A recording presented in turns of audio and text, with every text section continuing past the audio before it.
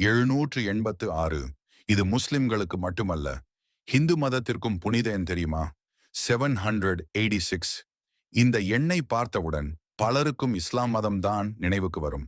ஆனால் இந்த எண் இந்து மதத்திலும் ஒரு புனிதமான மற்றும் ராசியான எண் என்பது உங்களுக்கு தெரியுமா? வாருங்கள், அதை பற்றி விரிவாக பார்ப்போம். முதலாவதாக, ஒரு சுவாரஸ்யமான நம்பிக்கையின்படி சமஸ்கிருதத்தில் 7, 8, 6 என எழுதி அதை தலைகீழாக பார்த்தால் அது ஓம் என்ற பிரணவ மந்திரத்தைப் போல தெரியும் என்று கூறப்படுகிறது. இரண்டாவதாக, இந்த எண் நம் மும்மூர்த்திகளை குறிப்பதாகவும் ஒரு நம்பிக்கை உண்டு. அதாவது பிரம்மா, விஷ்ணு மற்றும் சிவன்.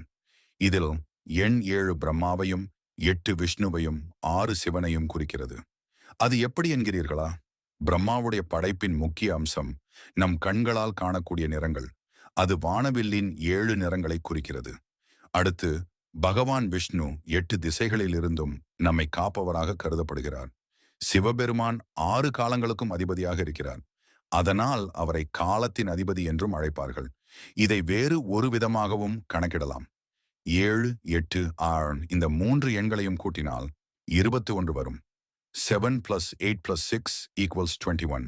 இப்பொழுது அந்த 21இல் உள்ள 2 எண்களையும் கூட்டினால் நமக்கு 3 என்ற எண் கிடைக்கும். 2 + 1 = 3. இந்த 3 என்ற எண் மும்மூர்த்திகள் பிரம்மா, விஷ்ணு, சிவன், முப்பெரும் தேவியர் லட்சுமி, சரஸ்வதி, பார்வதி மற்றும் 3 உலகங்கள் பூலோகம், தேவலோகம், பாதாளலோகம் ஆகியவற்றை குறிக்கிறது. ஆகவே 786 என்பது இந்த பிரபஞ்சம் முழுவதையும் குறிக்கும் ஒரு முழுமையான எண்ணாக கருதப்படுகிறது. அதனால் இது ஒரு சிறப்பான அதிர்ஷ்ட எண்ணாகவும் புனிதமான எண்ணாகவும் பார்க்கப்படுகிறது. ஆன்மீகத்திற்கு எல்லைகள் கிடையாது.